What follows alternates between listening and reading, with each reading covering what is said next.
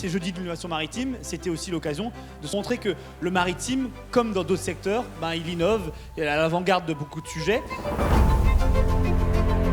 Le technocentre d'Airbus avait un gisement de carbone, un gisement de fibres de carbone crues, parce qu'il est périmé, en fait, part à la poubelle. Donc il est littéralement jeté, enfoui. Et l'idée est venue de pouvoir se dire qu'on allait construire avec ces déchets un bateau de course.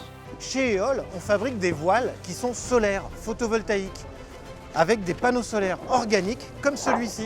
Mon rêve à moi, c'est que demain, un jour de pétole, vous allez voir un bateau passer au large, la voile haute, alors qu'il n'y a pas de vent, moteur électrique allumé et sans toucher ses batteries. Juste on prend l'énergie à l'instant T et on la met dans la propulsion. Alors Uniboat, c'est le premier chantier de reconditionnement de bateaux dans une démarche éco-circulaire. C'est-à-dire qu'on achète les bateaux anciens et on va les reconditionner en essayant de préserver un maximum de pièces d'origine. Alors avec Wind Morbihan, on affiche en temps réel des mesures de vent grâce à un réseau de capteurs qui permet d'affiner les prévisions de vent. C'est une plateforme web construite pour les pratiquants du nautisme avec deux objectifs.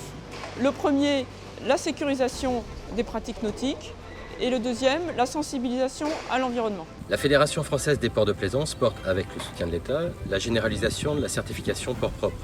Cette certification, au-delà de la mise en place des moyens de lutte contre les pollutions ou de traitement des déchets, permet la mutation et la résilience des ports à travers une sobriété des usages et une décarbonation de nos activités. Avec cet objectif, nous voulons être les acteurs durables du littoral de demain.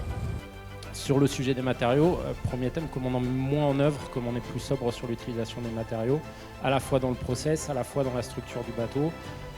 Ça nous paraît être un axe intéressant. Et le dernier thème là-dessus, évidemment, réussir à recycler, séparer la fibre de verre de la résine, de la matrice. On utilise tous du polyester depuis 40 ans. Là, il y a un vrai bon sujet. Nous collectons les données à bord des bateaux grâce à notre boîtier Oriabox. Nous analysons les pistes d'amélioration des consommations des bateaux et nous mettons en place un plan d'action pour trouver les bons leviers de décarbonation.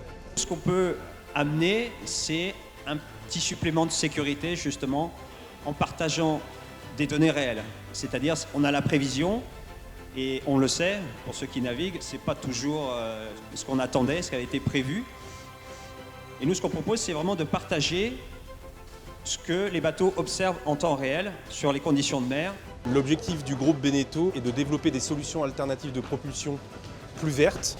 Ensuite, on va travailler sur nos industries pour rendre ces solutions les moins carbonées possibles. L'idée, c'est de construire une partie des pièces de ce bateau avec le recyclage des moules qui ont été recyclés. C'est beaucoup de recyclage tout ça.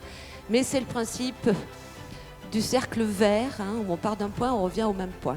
Donc vive les jeudis de l'innovation maritime, vive tous les participants ici, vive la mer, vive la République et vive la France. Merci.